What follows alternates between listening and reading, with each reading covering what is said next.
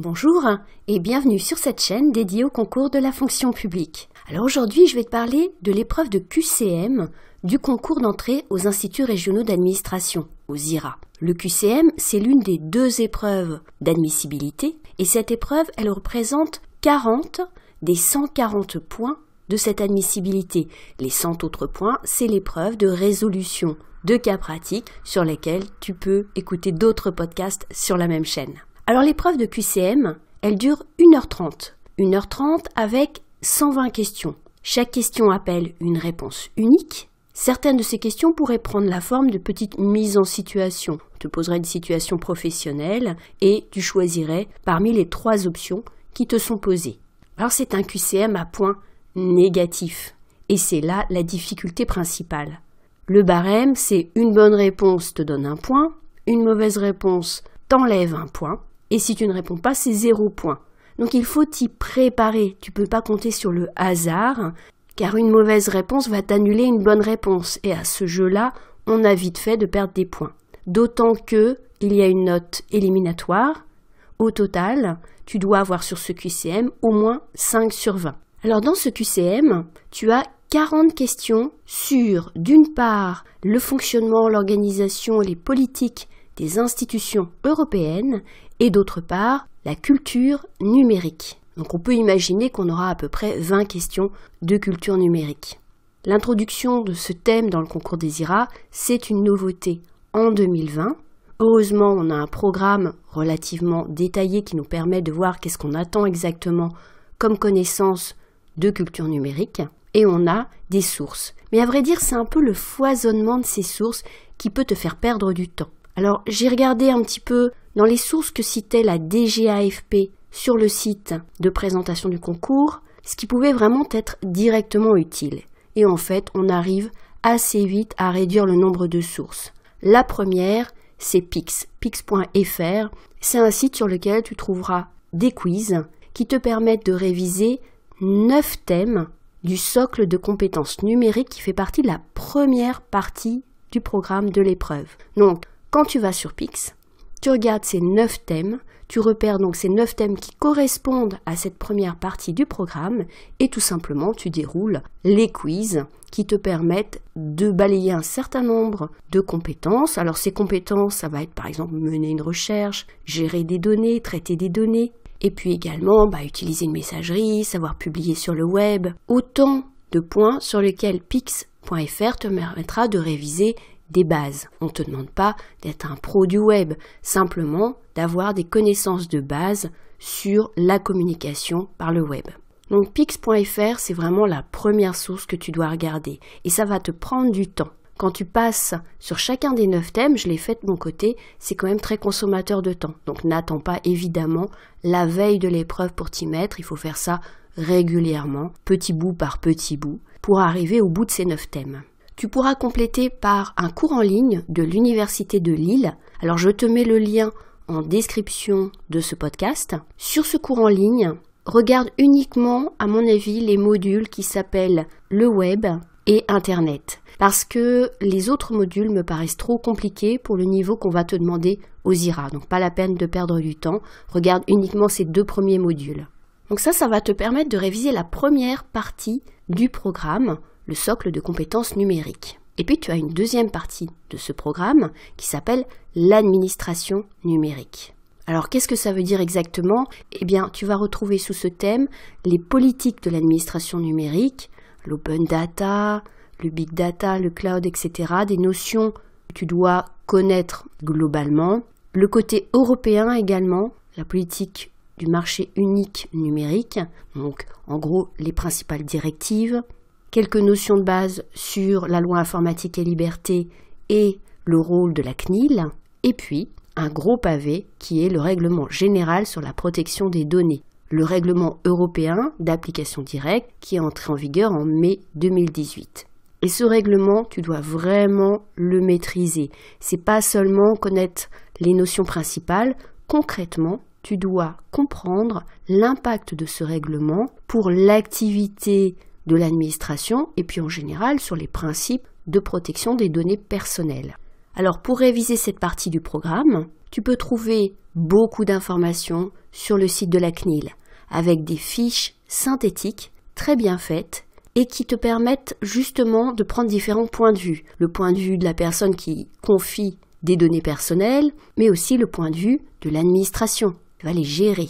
Alors en complément, tu vas trouver sur un site de l'Académie de Lille 3 quiz pour réviser les notions de base, toujours sur la protection des données personnelles. Je te mets le lien en description de ce podcast, 3 quiz qui correspondent à ce que tu pourrais, à vrai dire, trouver au concours des IRA.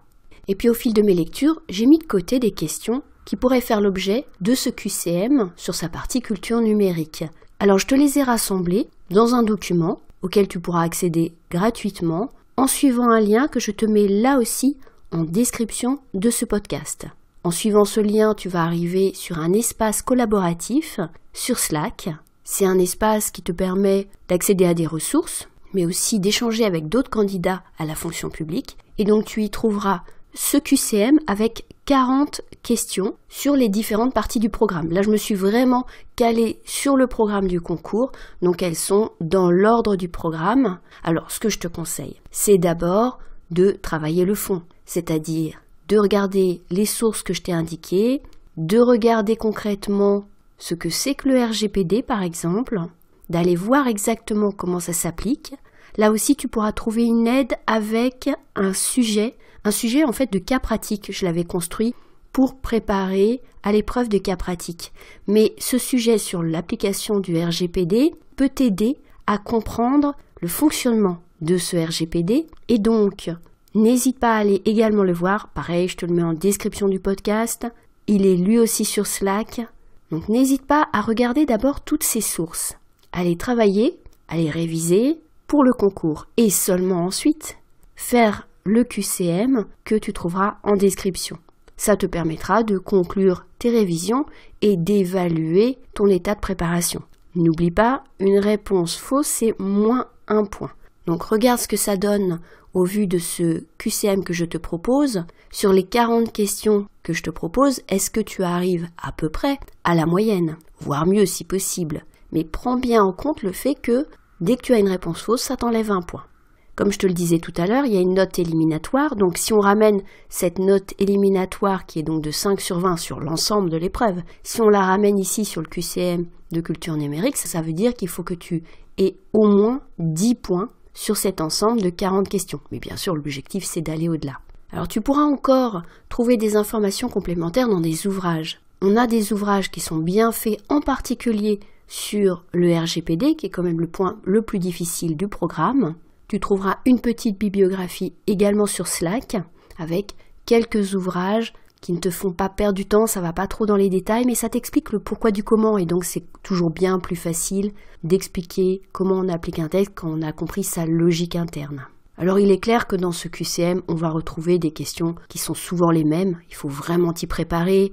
Ça va être par exemple sur le poids des fichiers. Est-ce que tu peux télécharger tel fichier quand tu es limité à telle taille, par exemple? Ça va être des questions sur l'interprétation d'une adresse URL, comprendre une adresse URL, des questions sur la différence entre un système d'exploitation et un moteur de recherche. Toutes celles-là, il est clair qu'on va les retrouver. Tu as des définitions à connaître. Le programme te cite le big data, l'open data, le cloud, etc.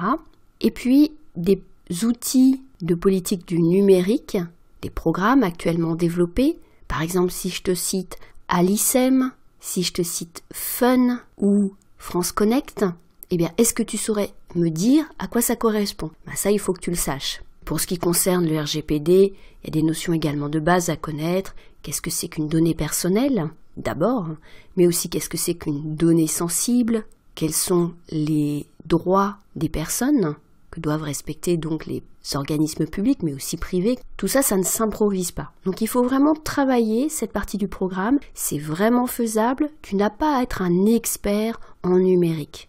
Tu as des connaissances de base à travailler pour te préparer à cette épreuve. Donc, je te récapitule tout ça. On a dit un certain nombre de ressources que tu trouveras en description, PIX, le site de l'Université de Lille, le site de la CNIL, les quiz de l'Académie de Lille, des ouvrages que tu trouveras sur Slack. Tu vois ici sur ton écran un petit podcast sur la façon d'accéder à Slack. Si jamais tu rencontres des difficultés, n'hésite pas à l'écouter. Mais à vrai dire, il suffit de mettre une adresse mail, de choisir un mot de passe et ça y est, t'y es. Donc normalement, il n'y a pas de souci. Mais en tout cas, tu as un petit podcast pour t'aider. Et puis, surtout, donc ce QCM que tu trouveras sur Slack qui te permettra de te tester et d'évaluer ta préparation. Donc 40 questions, c'est entièrement gratuit. Il suffit d'aller sur Slack et tu peux y accéder. Et tu accèdes non seulement bien sûr aux questions, mais aux réponses. Et dans les réponses, j'ai expliqué et j'ai cité mes sources. Donc ça te permet là aussi de réviser une dernière fois. Mais comme je te le dis, garde ce QCM pour la fin de ta préparation, pour évaluer ton degré de préparation. Et puis, ce sujet sur le RGPD, ça me permet de faire le lien vers l'épreuve de cas pratique. Donc ce sujet sur le RGPD, tu peux l'utiliser à la fois pour te rendre compte de ce que c'est que cette épreuve de résolution de cas pratique. C'est un sujet qui est vraiment fait au format du concours des IRA. Et puis qui peut te permettre concrètement d'analyser un cas où on applique le RGPD et on en tire toutes les conséquences. Et tu verras que, comme souvent, la complexité, elle est dans le détail. Donc là, confronte-toi vraiment au texte, essaye de l'appliquer au cas que je te propose dans ce sujet et tu verras que tu comprendras beaucoup mieux l'articulation du RGPD. Donc c'est vraiment un sujet sur lequel il faut te préparer. Tu vois apparaître sur ton écran un petit lien vers un podcast que j'ai fait sur le RGPD si tu veux dès maintenant avoir quelques notions de base dessus, mais il faudra bien sûr aller plus loin. Il me reste à te souhaiter bonne chance pour ce concours des IRA. J'espère que ce podcast t'a intéressé. Si tu souhaites être informé des prochains podcasts, et j'en ferai certainement bien sûr sur le concours des IRA, n'oublie pas de t'abonner à la chaîne, de liker ce podcast si tu l'as trouvé intéressant, de le partager. Et il me reste à te dire à bientôt sur Slack et à bientôt sur YouTube.